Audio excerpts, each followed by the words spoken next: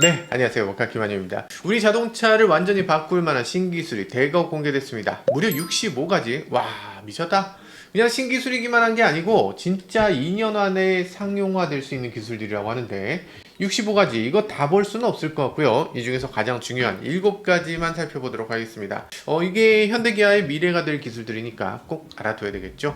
이 기능 중에 여러분들이 가장 원하는 기능들 어떤 게 있는지 한번 살펴보시고요. 그리고 여러분들이 정말 원하는데 여기 없는 거 있으면 댓글로 좀 남겨주시면 큰 도움이 될 것 같습니다. 그래서 요번에 뭐가 나왔냐, 전동화, 전장, 안전 관련 장치들, 그리고 램프류 이렇게 해서 65개의 주요 핵심 기술을 전시했다고 하는데요. 이 가운데는 15개의 세계 최초 기술도 포함됐다고 합니다. 자, 1조 7천억의 연구 개발비를 전동화, 전장 분야에 집중 투자해서 이런 결과를 얻었다고 하는데 1조 7천억, 와... 어떤 내용들이 들어가 있는지 조금만 더 살펴보도록 하겠습니다. 자, 전장 부품에서 가장 많은 기술이 전시된 거 요걸 보면요, 퀀텀 닷 로컬 디밍 디스플레이라고 되어 있습니다. 와, 요게 눈길을 많이 끌었다고 하네요. QLED라고 많이 들어보셨죠? 삼성에서 QLED TV라고 하는 거, 그거랑 많이 비슷하다라고 할 수 있어요. 요 퀀텀 닷에 대해서는 얘기하기가 정말 어렵다. 왜냐하면 삼성과 LG가 첨예하게 싸우는 거잖아요. 원래 퀀텀 닷이라는 건 뭡니까? 양자점이라고 얘기하는 방식이에요. QD-LED라고 얘기합니다. 발광되는 양자점을 만든다는 겁니다. 그게 QD-LED야. 상용화가 제대로 되지 못했어요. 실제로 없습니다. 정확하게는 퀀텀 닷 라이트 이미팅 다이오드예요.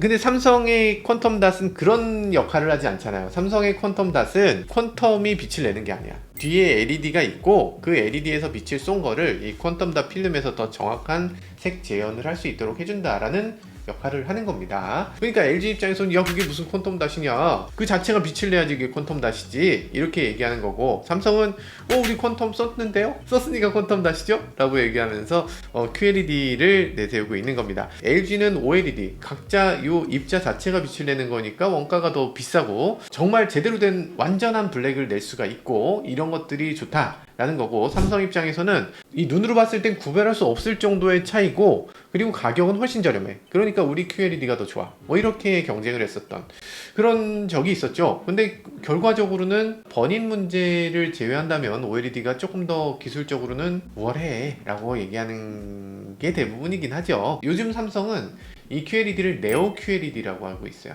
LED 램프를 군데군데 끌 수 있어. 군데군데 꿔서 그 LED 램프가 블랙을 나타낼 땐 정말 블랙으로 보여주는 거예요. 이렇게 LED를 쪼개서 사용하는 거, 이거 미니 LED라고 하는 기술입니다. 그러니까 삼성의 네오 QLED 같은 경우는 미니 LED하고 결합을 해서 OLED가 갖고 있었던 번인 현상이라든지 이런 것들을 막아줄 수 있는 기능이다 라고 얘기하는 건데, 그래서 최신 디스플레이들의 특징은 이 미니 LED를 어떤 식으로 사용하느냐, 요게 최신 디스플레이 의 특징이라고 할 수 있습니다. 자, 근데 여기서 보여주는 거는 퀀텀 닷 로컬 디밍 디스플레이, 요것도 사실은 의미가 없진 않아요. 군데군데 이렇게 끌 수 있으니까. 지금 우리가 기대하는 정도면은 QLED 로컬 디밍이다 요 정도로 돼서는 안 되고 QLED 미니 LED다 요 정도는 돼야 돼요. 어쨌든 지금 이걸 자동차용으로 적용한 것은 모비스가 세계 최초라고 합니다. 조금 약해요. 조금 약합니다. OLED의 단점이라고 얘기하는 번인 같은 것도 집에 있는 가정용 TV라든지 이런 경우에 하루에 24시간을 틀어놓기도 하고, 그런 경우에 수명이 좀 짧다라는 건데, 근데 자동차는 그렇게까지 오래 사용되는 게 아니기 때문에 OLED에 비해서 그렇게까지 장점이 될 수 있는가? 라는 생각이 들긴 하네요. 근데 지금 27인치라고 하면서 보여주는 것이 가로로 긴 디스플레이거든요. 근데 지금 전 세계 자동차 회사들이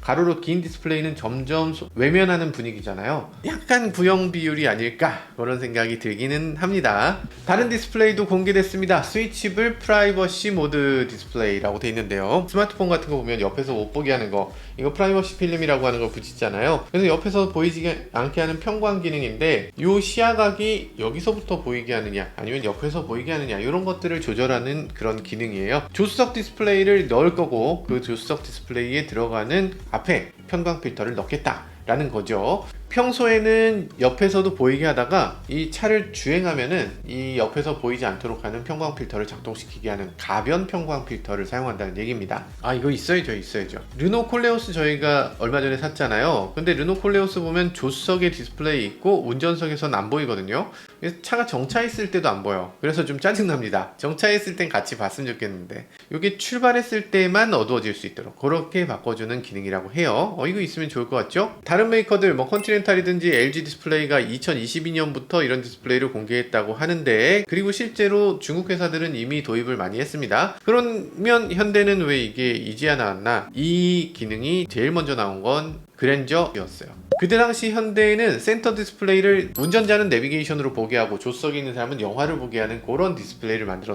넣었습니다. 훌륭하죠. 한 템포 더 간 거예요. 그때 당시 특허 같은 거 분명히 있었을 것 같은데 그 특허를 좀 잘 활용해서 지금 이 기능을 더 발전시켜주면 좋을 것 같습니다. 테슬라도 관련 특허를 만들었다고 하거든요. 운전석에서는 보이고 조수석 쪽은 안 보이게 하는 이런 기술들, 이런 것들을 제공해 준다고 하는데, 요거 현대가 먼저 해서 특허를 잘 막아놨으면은 그 특허를 혹시 주장할 수 있지 않나. 현대 화이팅입니다. 꼭 잘 만들어 주셨으면 좋겠어요.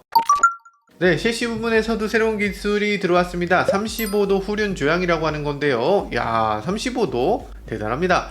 보통은 뒤쪽에 있는 리어휠 스티어라고 우리가 얘기하죠. 핸들을 돌렸을 때 앞바퀴가 이렇게 꺾이는 게 아니라 뒷바퀴까지 꺾이게 하는 거예요. 같은 방향으로 꺾이거나 혹은 반대 방향으로 꺾여서 최소 회전 반경을 좁히거나 아니면 고속에서도 차가 미끄러지지 않고 잘 돌 수 있도록 하는 그런 기능입니다. 원래 뒷바퀴는 얼만큼 꺾입니까? 5도, 많게는 10도 정도 꺾이죠. 그러면 기존에 이게 어떤 식으로 꺾였나? 뒤쪽을 리드 스크류라고 하는 방식으로 꺾도록 했습니다. 뭔지 아시죠? 리드 스크류. 이렇게 웽 돌고 이렇게 웽 돌면 이쪽으로 오는 거, 이런 식이에요. 그래서 휠 조향각이 과거에는 10도 정도, 근데 지금 모비스가 내놓은 건 볼 스크류 방식을 사용하기 때문에 최대 35도까지 조향이 가능하다, 이렇게 설명하고 있는데요. 35도, 와, 35도면 자동차 앞바퀴가 꺾이는 것하고 똑같이 꺾인다는 얘기입니다. 그래서 앞바퀴를 내가 끝까지 핸들을 돌렸을 때 뒷바퀴는 반대로 끝까지 돌아가. 이렇게 되면 어떻게 돼요? 자동차가 제자리에서 삥그르르 돌 수 있어요. 갔다가 후진할 때는 삥 돌아서 이렇게 후진할 수 있는 겁니다. 야, 멋지네. 진짜로 될까? 아니요, 진짜로 되진 않습니다. 후륜 조향 같은 경우에 이렇게 될 수 있다 라는 거고, 그리고 볼 스크류 방식을 사용하면은 비용은 조금 증가하지만 내구성이 더 좋아진다, 뭐 이런 의미에서 지금 보여주는 것 같고요. 실제로 뒷바퀴를 35도로 꺾게 되면 어떻게 됩니까? 자동차 앞바퀴 안쪽으로 보면 휠하우스가 이렇게 파여 있죠. 이렇게 파여 있습니다, 양쪽으로.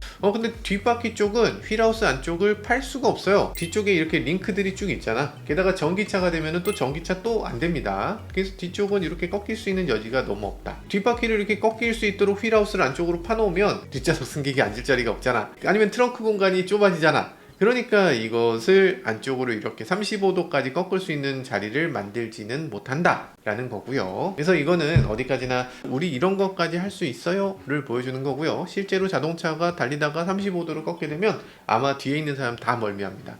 지금 10도 꺾이는 S클래스 타보신 분들은 아시겠지만 주차장에서 나갈 때부터 약간 차가 드리프트 하면서 옆으로 가는 것 같아. 그런 느낌이 들어요. 그래서 아마 35도는 내구성과 소음이 없고 뭐 이런 부드러운 거, 이런 것들을 중점적으로 볼 필요가 있는 기술이라는 생각이 듭니다. 자, 다음은 안전 부문입니다. 안전 부문에서는 에어백에 대해서 중점적으로 발표했는데요. 시트백 뒤에다가 에어백을 만들어서 후석 승객을 보호해준다 라는 얘기를 합니다. 제네시스 G90에 처음으로 적용될 예정이라고 하네요. 이거 필요하죠. 뭐 뒷좌석에 앉은 사람이 사장님이고 회장님이고 그런데 이 회장님은 그러면 머리 부딪혀도 됩니까? 당연히 안 되지. 그러니까 여기에 에어백이 있어야죠. 뒷좌석 승객은 안전벨트를 안 매는 경우가 많으니까 안전벨트 안 맸을 때 그런 보호 차원에서라도 있는 게 좋겠다는 생각이 들긴 합니다. 그런데 이 뒷좌석 에어백에는 여러 가지 제약사항이 있어요. 무슨 제약이 있을 것 같아요? 모르겠어요. 모르겠죠. 당연히 뒷좌석 에어백의 문제는 뭐냐면, 앞좌석은 지금 핸들 앞에 에어백은 요만하면 됩니다. 여기서부터 대시보드까지 이만큼 거리밖에 없잖아.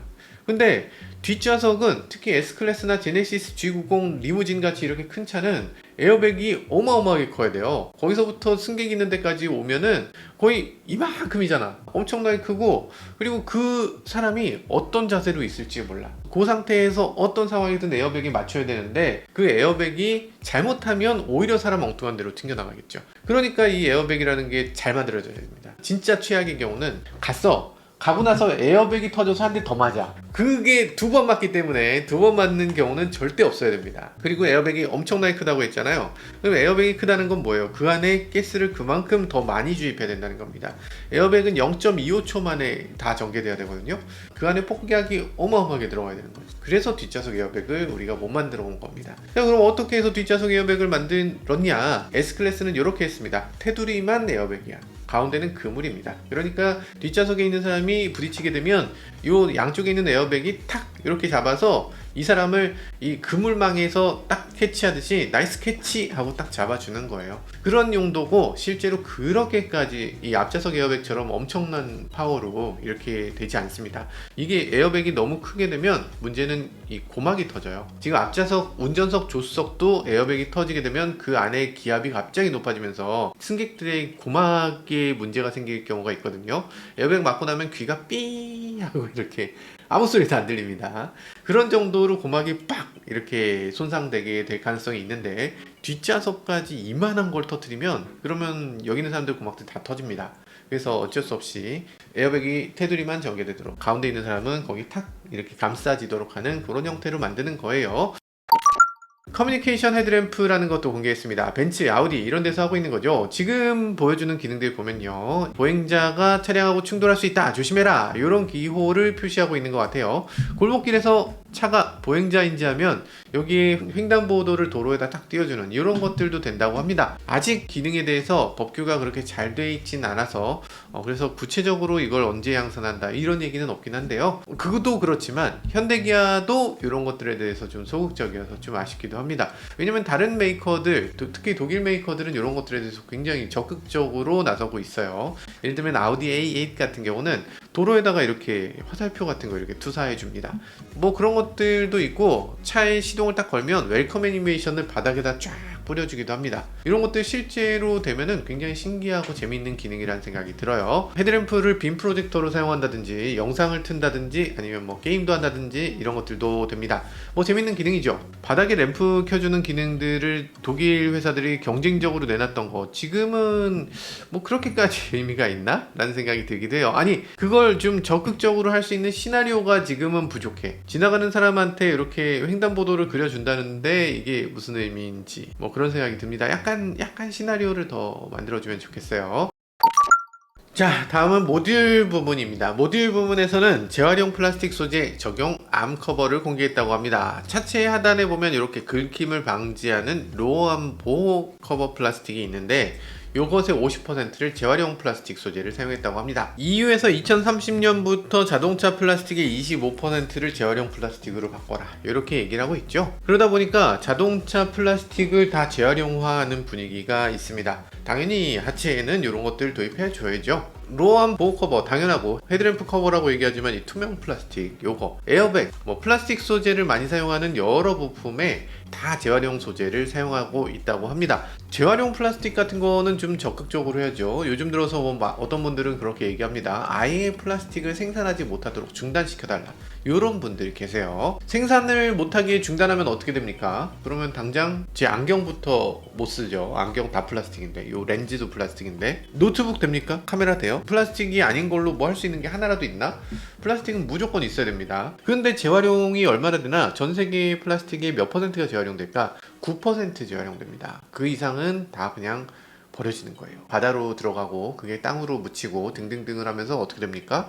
그게 잘게 계속 부서집니다. 썩지 않잖아요.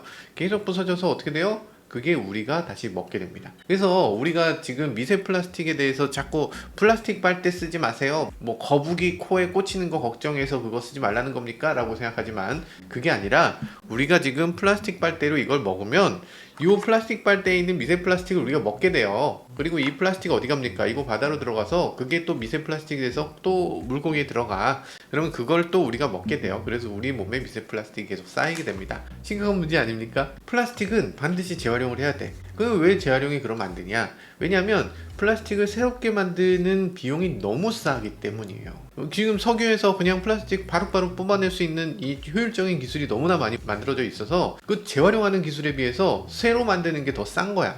재활용 아무리 싸게 해봤자 이 새로 만드는 것보다 싸지 않은데, 그러니까 어떻게 해야 됩니까? 신 플라스틱을 만드는 걸 금지시킬 수는 없고, 신 플라스틱을 만들 때 플라스틱에 대해서 비용을 더 증가시켜서, 그래서 최대한 플라스틱을 재활용했을 때도 경제성이 맞도록 그렇게 만들어줄 필요가 있죠. 이 코너 시스템도 요번에 국내 공개가 됐네요. 올 초에 저희가 미국 CES에서 보고 온 요건데요. 이게 뭐 굉장히 독특해서 아마 많은 사람들이 관심을 가졌고, 그렇기 때문에 우리나라에도 와서 공개한 것 같네요. 여기는 몇 가지 기능들이 한 대에 통합되어 있습니다. 일단 인휠 모터라는 게 들어있고요. 인휠 모터는 뭐예요? 모터가 바퀴 안에 들어있다. 바퀴만 갖다 끼우면 이 모든 것들이 된다라는 거예요. 크랩 주행이 가능해집니다. 크랩 주행은 차가 옆으로 주행하는 거. 제자리에서 180도 회전이 가능해져요. 뭐 여러 가지 특이한 것들이 되고, 시속 80km까지 주행이 가능해집니다. 요게 실제로 양산되느냐? 안 됩니다. 일단 필요성이 없어. 시속 80km 제한 이러면 안 되죠. 그래서 이거보다 더 빠르게 주행할 수 있는 기능이 돼야 되고요. 복잡성을 굉장히 높여놨는데 요건 좀 더 단순하게 만들 수 있어야 되겠죠. 일단 모비스의 기술력을 보여주는 과시용 컨셉이다 라는 생각이 들어요. 뭐 재미있잖아요. 실제로는 안 돼요. 특히 인휠 모터라는 거는 뭐 이런 여러 가지 기능들을 넣을 게 아니라 내구성 있는 인휠 모터를 만드는 게 급선무입니다. 요거 재밌는 것도 있네요. 3D 패턴 그릴 라이팅이라는 게 있습니다. 보통 기존에는 윗부분은 그냥 꽉 막혀 있잖아요. 그래서 이 평평한 부분, 요게 좀 밋밋하다. 여기를 어떻게 해야 되나에 대해서 많이들 고민하고 있는데, 여기다 3D 패턴 라이팅을 넣으면 좋다라는 겁니다. 눈의 시차를 이용해서 요 깊이감, 올라간 부분, 내려간 부분을 이렇게 다르게 보이게 하겠다는 거예요. 지금 렌티큘러 렌즈를 사용하고 LED 조명을 이용해서 지금에 있는 전기차 그릴과는 다르게 입체감이 있도록 이렇게 보여준다고 합니다. 재밌죠? 재밌는 기능이라는 생각이 들어요. 렌티큘러 렌즈는 다들 아시죠? 이렇게 볼록볼록볼록해서, 그래서 보는 각도에 따라서 다른 이미지가 보이게 하는 거, 이런 건데, 이러면은 입체 그릴의 효과를 줄 수 있다라는 건데, 재밌는 아이디어인 것 같아요. 일단 그릴 부분이 비어 있으니까 여기다 뭘 해도 해야 된다. 다양한 아이디어들이 필요한 시기다. 이런 생각이 들긴 하네요. 자, 가장 중요한 전동화 부분에 대한 이야기도 있었습니다. 22kW 양방향 ICCU 3세대를 선보였는데요. 야, ICCU 3세대로 업그레이드 한다고 하는데, 이제는 ICCU라고 하면 다들 아시죠? 전기차에 들어가는 부품, 인테그레이트 차지 컨트롤 유닛이라고 해서 ICCU라고 하는 건데, 배터리를 충전하고 방전하는 장치라고 할 수 있습니다. 온보드 차저라든지 AC/DC 컨버터라든지 이런 것들을 한데 묶어 놓은 장치예요. 그러니까 완속 충전기에서 전기가 들어오면, 완속 충전기는 교류니까, 이 배터리는 직류니까 그걸 옆에서 전환해 줘야 됩니다. 그거를 OBC, 온보드 차저라고 해요. 그리고 12V 배터리도 직류잖아. 그러니까 여기도 가려면은 직류를 바꿔줘야 되고, 그리고 또 요거 가려면 이 배터리는 전압이 너무 높은데 요걸 12V로 낮춰줄 수 있는 기능도 해야 되니까, 그걸 LDC라고 합니다. DC-DC 컨버터라고 하는, 그거를 합쳐놓은 게 ICCU입니다. 근데 문제는 요게 맨날 뻥뻥 터졌어. 괜히 뻥뻥이라고 하는 게 아니라 실제로 소리가 뻥 하고 소리가 나면서 터졌다 그래요.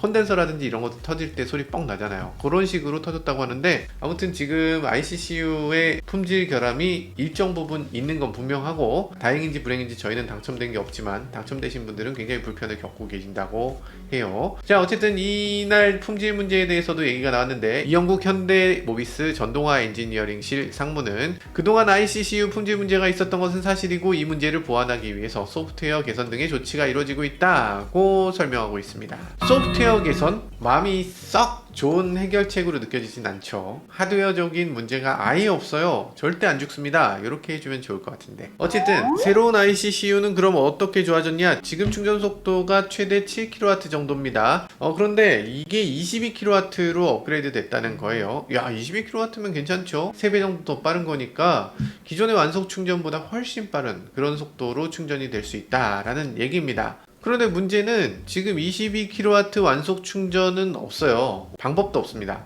그래서 이게 현실적으로 어렵다. 우리나라는 CCS1이죠. 그 단상입니다. 지금 여러분들 벽에 보면 코드가 2개 딱 꽂도록 돼 있잖아요. 그 중에 하나는 중성입니다. 하나만 활성이에요. 꽂았을 때 2분의 1 확률로 감전되는 거야. 둘 다 죽는 게 아니에요. 이건 거의 뭐 갬블인데. 아무튼 그런 식으로 돼 있어요. 근데 좀 아쉬운 점은 우리나라는 이렇게 2개 코드만 있는 게 아니고 3개 코드도 있어요. 3상도 있습니다. 이 AC33 같은 경우는 이 3상을 그대로 가져다가 고압을 쓸 수가 있어. 380V 고압을 3상으로 딱 받아서 하면 자동차 충전을 정말 빠르게 할 수 있을 거거든요. 48kW로도 충전을 할 수 있는데 AC33상을 그대로 가져다가 자동차 완속 충전에 쓰는 소켓을 가리켜서 CCS2라고 합니다. 우리나라에 들어온 건 CCS1이에요. 유럽은 CCS2를 쓰고 우리는 CCS1을 쓰니까 유럽에 갈 때는 CCS2로 바꿔서 나가야 돼. 미국에 나갈 때는 어떻게 합니까? 지금 현대기아차 미국 나갈 때는 NACS 테슬라 방식을 만들어서 가져갑니다. 지금까지는 아닌데 곧 그렇게 돼요. 지금 테스트하는 차들도 이렇게 나왔죠. 미국엔 NACS로 나가고 유럽에는 CCS2로 나가고 우리나라만 지금 CCS1을 쓴다는 건데 우리도 CCS2로 바꿔야 되는 게 아닌가. 그래서 완속 충전도 3배, 4배 빠르게 이렇게 진행할 수 있으면 좋지 않을까 하는 생각이 드네요. 22kW 전류로 이렇게 충전할 수 있는 거 우리에겐 그림의 떡이다. V2L 같은 경우도 업그레이드가 돼서요. 기존의 V2L은 3.5kW 출력만 가능하다고 했죠. 우리 집에다 쓸 수 있는 건가? 조금 부족하죠. 사실 3.5kW면 어느 정도냐면 헤어드라이어 2개 하면 끝나는 겁니다. 그런 문제가 있기 때문에 정말로 V2L이 그리드로 보내는 정도까지 하려면 이거보단 훨씬 더 업그레이드 돼야 되고 그런 면에서 신형 ICCU가 필수적이다 라는 얘기를 해왔던 거죠. 맨날 얘기했던 거 있잖아요. 자동차가 ESS처럼 정말 전력을 저장했다가 필요할 때 전기를 집에 끌어다 쓸 수도 있어요. 이렇게 얘기만 하고 실제로는 안 됐다는 거. 그게 이제는 될 수 있을 걸로 기대됩니다. 소상용 E빔 시스템이라는 것도 공개했습니다. 이건 뭐냐면 소상용 목적의 후륜 EV 전용 차세대 구동 시스템이라고 하는 겁니다. 그러니까 1톤 트럭, 포터 이런 차들, 이런 차들의 모터가 자동차 앞부분에 조수석 아래쪽에 요 아래쪽에 있었잖아요. 그러고서 후륜 구동. 이게 이상했어요. 그래서 이제는 모터를 뒤쪽으로 보낼 수 있는 E빔이라고 하는 시스템을 이렇게 적용한다는 겁니다. 아마도 모터와 감속기를 결합시키고 모터의 높이를 상당히 낮춰서 뒷부분에도 넣을 수 있는 공간을 만들었던 것 같아요. 비아디 T4 같은 경우는 이런 것들이 뒤쪽으로 이미 가 있었죠. 포터 EV라든지 봉고 EV라든지 이런 거 만들 때 너무 급했던 것 같아요. 이 정도는 진작에 만들어 놓고 시작했어야지. 지금 기존에 있었던 포터 봉고의 그 프로펠러 샤프트 그대로 놔두고 이 엔진룸 열어서 거기다가 모터를 장착한다는 이런 생각은 누가 했던 걸까? 그러다 보니까 배터리는 어떻게 됩니까? 배터리 절반을 쪼개서 양쪽에 배터리를 주렁주렁 매달고 있게 만들어졌어요. 그러다 보니까 주행거리 엄청나게 짧고 그리고 배터리 냉각 시스템도 굉장히 어렵게 만들어지게 되는 거죠. 하나의 시스템으로 이렇게 밑에 깔어 이렇게 해야지. 밑에 깔 수 있는 그런 시스템을 다 만들어 놓고 포터 봉고만을 위해서 별도로 배터리 팩을 만든다. 이거 아주 이상했죠. 어쨌든 결과적으로는 이런 E빔이라는 시스템을 통해서 포터 봉고 등등의 상용차들도 훨씬 더 좋은 파워트레인을 갖게 될 거라는 얘기를 합니다. 이 중에서 여러분들이 바라던 기능들 어느 정도 있던가요? 야, 이거 나오면 나 이 차 산다. 이런 거 있었어요? 없죠? 없습니다. 어떻게 이렇게 65개나 갖고 오고서 이 중에서 와 이거 있어서 나 이 차 산다라는 게 하나도 없을 수 있을까? 왜냐? 우리가 바라는 건 전혀 이런 게 아니니까. 지금 여기 있는 거 거의 보면 너무 허무맹랑하거나 아니면 너무 그냥 기존 자동차 회사들이 하던 거를 뒤늦게 따라가는 거, 그런 것들이 너무 많아요. 우리가 바라는 건 가장 기본적인 기능이잖아요. 지금 자동차들 한번 보세요. 이게 기본적인 최첨단 기능들이 들어왔다는 것들이 제대로 들어왔나? 말 나온 김에 몇 가지 말씀드려볼까요? 제가 가장 답답하게 느끼는 것은 자동주차입니다. 지금 자동주차 기능 있는 자동차 타시는 분들 많으시죠? 근데 실제로 써본 분들 계세요? 거의 없을걸? 실제로 안 됩니다. 자동주차 안 돼요. 내가 저기 주차할 거야. 거기서부터 주차 버튼을 눌러. 그리고 그 앞을 지나가야 돼. 지나간 다음에 다시 그걸 후진 넣고 그걸 뭐하러 해. 내가 그냥 주차하고 말지. 주차 못하는 사람이 있어요? 주차 누구나 할 수 있어요. 근데 그거를 차가 대신해 줄 거면 내가 하는 것보다 더 빠르고 더 직관적이고 아 얘가 주차하려고 하는구나 라면 차가 미리 알고 미리 스캔해야지. 카메라로 주변 다 보잖아. 주변 다 보는데 여기 주차장인 거 왜 몰라? 내가 주차하려고 차를 이렇게 갖고 갔어. 그럼 그때 뿅 하고 화면에 나와야죠. 그리고 소리 들려야죠.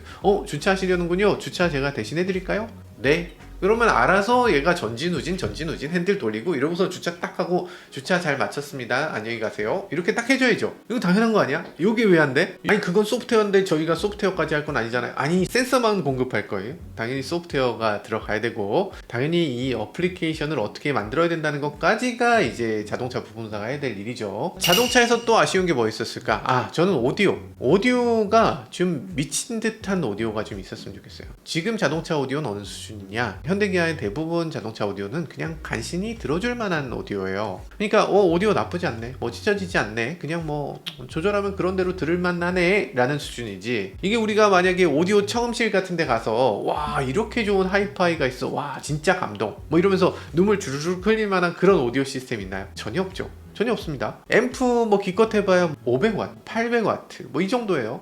앰프는 3000W 딱 넣어줘야지. 스피커 어떻게 됩니까? 스피커는 보통 뭐 그랜저 11개?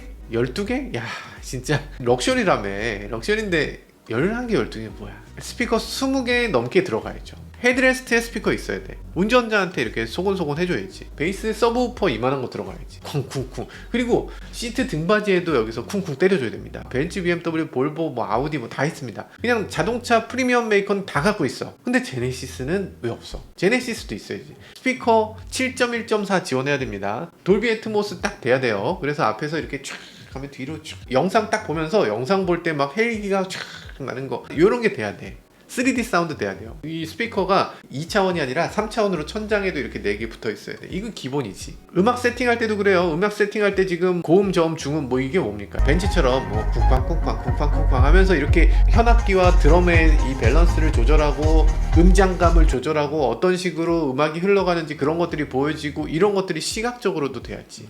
그 정도 오디오는 해줘야 됩니다. 그리고 자동차에서 바라는 거 여러 번 말씀드렸겠지만 자동문, 문이 알아서 열리고 알아서 닫히고 이거 돼야 돼요. 간단한 기능이지만 요거 되면은 우와 이 얘기가 그냥 나옵니다. 게다가 다른 브랜드에 여기 없잖아. 왔어 이러면서 버튼 딱 누르면 사방에서 촤 이러면 이게 얘기가 끝납니다. 이거 완전 보급차 그런 느낌이 있어요. 물론 이게 쉽지 않습니다. 쉽지 않은 게 모터만 연결해서 그냥 차문 축 열면 끝나는 거 아닙니까? 그건 아니고 문을 닫는 건 되는데 여는 건 전동이지만 손으로 계속 밀고 있어야 돼. 왜냐면 이거 문콕했을 때 네 책임이야 라는 걸 계속 각인시키기 위해서 버튼을 계속 누르도록 하거든요.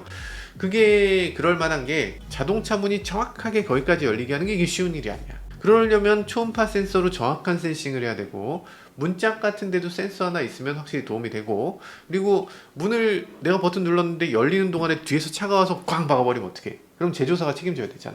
그러니까 후방 센서로 뒤에서 차가 혹시 오는 건 아닌지도 계속 센싱해야 됩니다. 카메라 비전 센서를 이용하면 더 좋겠죠. 요즘 들어서 테슬라라든지 이런 차들도 보면 뒤쪽을 향해서 카메라가 있는데 이런 카메라를 이용해서 뒤에서 오는 차들도 봐야 되고, 혹시라도 여기 사람이 있으면 사람 여기 있네요 하면서 이걸 안 열어주는 거 이런 것들도 돼야 됩니다. 그러니까 결국엔 자율주행을 위한 센서들하고 그리고 요 자동문하고는 서로 결합되어 있는 기능이에요.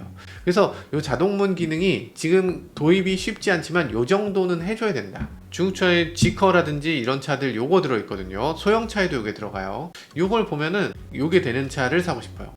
자, 중국차 얘기 나와서 말인데 중국에는 퀸시트라는 게 있죠. 뒷좌석이 이렇게 뒤로 발라당 완전히 누워요. 앞좌석이 이렇게 접혀서 이렇게 들어가고 뒷좌석이 이렇게 발라당 눕고 거의 침대처럼 이렇게 눕혀지는 거, 이거 대단하죠. 뒷좌석 시트를 이렇게 들어서 여기로 이렇게 완전히 누울 수 있는 이런 퀸시트 같은 거 제공해주면 좋죠. 차가 휴식을 위한 공간이 되니까. 중국 차들 잘하는데 그런 것들 해줘야죠. 우리가 비행기를 탈 때 이코노미와 비즈니스석의 가격 차이가 한 2배 반, 3배 정도 나죠. 그 어마어마하게 비싸고 어마어마하게 럭셔리한 이유는 시트가 뒤로 젖혀지기 때문에. 시트가 뒤로 젖혀지는 거 말고는 큰 차이가 없어. 거기서 뭐 음식을 뭐 주는데 음식값 얼마 하겠어. 결국에는 이거 젖혀지는 그 공간 값인데 누워지면 그 가격의 2배, 3배도 내는 거예요. 당연히 자동차의 퀸시트는 꼭 필요합니다. 영상 진짜 잘 되게 됐으면 좋겠습니다. 진짜로 스마트폰 수준의 인터페이스가 자동차에 있었으면 좋겠어요.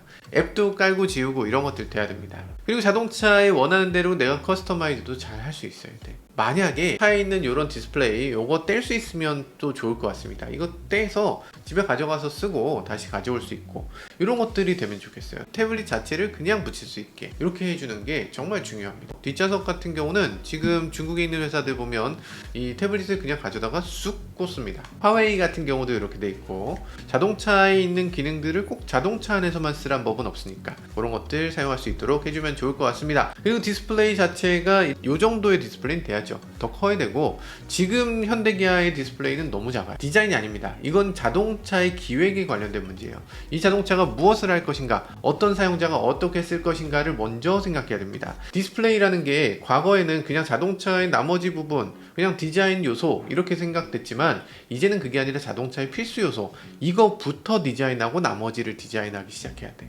그냥 하나의 소비자로서, 제가 잘 모르겠지만 그렇게 만들어주시면 참 감사하겠습니다. 자, 다음은 AI 기능입니다. 지금 기아에서 EV3에 AI 비서처럼 이렇게 AI 어시스턴트를 넣었는데요, 이거 거의 말귀를 못 알아듣죠. AI라고 말하기 너무 민망합니다. 여러가지 AI로 들어가는 정보 자체가 너무 작아요. 그냥 말장난하는 상대, 요거밖에 안 됩니다. 이거 AI를 제대로 하려면 어떻게 해야 되나? 오픈 AI하고 같이 해야죠. 오픈 AI에 나오는 그런 챗 GPT의 뭐 4, 5 정말 뛰어난 그런 기능들을 제공을 해줘야 됩니다. 스마트폰 메이커도 못하는데 어떻게 하나요? 라고 할 수 있는데, 뭐 현대모비스가 뭐 오픈 AI하고 손잡고 업계 최초로 실시간으로 대화를 나눌 수 있는 이런 거 갖추면 정말 좋을 것 같습니다. 오픈 AI 입장에서도 자동차 쪽에 진출해야지. 제일 중요한 응용 분야인데, 꼭 언어를 사용하는 응용 분야는 그렇게 흔치 않습니다. 예를 들면 챗 GPT한테 물어볼 때 말로 물어보면 속 터져요. 그렇지 않습니까? 오늘 뭐 해야 되지? 유튜브 채널 관련해서 뭔가 새로운 콘텐츠 아이디어를 구상하는 건 어때요? 그러니까 아이디어를 네가 내야지. 내가 그것까지 생각해야 되니 알아서 좀 내봐. 그렇다면 최근에 인기 있는 전기차 트렌드를 주제로 영상 하나 만들어보는 건 어때요? 각 브랜드의 신류할 비교나 전기차 충전 인프라 현황 등을 알려주는 콘텐츠면 구독자들의 관심을 끌 수 있을 것 같아요. 그거 별로 관심 없을 것 같은데, 진짜 구독자님들이 클릭 안 하고는 못 빼길 만한 그런 엄청나게 핫하고 막 도파민 자극이 막 뿜뿜하는 그런 컨텐츠로 추천해줘야지. 그렇다면 자극적인 콘텐츠로 전기차의 미친 가속력, 제로백 3초 미만 전기차 탑5 테스트 드라이브 같은 건 어떨까요? 속도감 있는 영상을 통해 시청자들의 도파민을 자극할 수 있을 것 같아요. 그래, 요 정도는 해줘야지. 인간적으로 요 정도 해줘야 되지 않습니까? 아무튼 저는 여기서 조금만 더 나갔으면 좋겠어. 이 챗GPT는 약간 감옥에 갇혀있는 애하고 얘기하는 것 같아요. 바깥 세상을 전혀 몰라. 그래서 자동차에 이걸 결합하게 되면, 자동차는 여기저기 세상을 돌아다니잖아요. 그리고 카메라도 엄청 많잖아. 센싱도 다양하게 할 수 있습니다. 그런 것들을 토대로 해서 얘기를 할 수 있잖아. 비 오면 비 오는 거 얘 알아요. 지역을 통해서 우리가 어디 가는지 알아.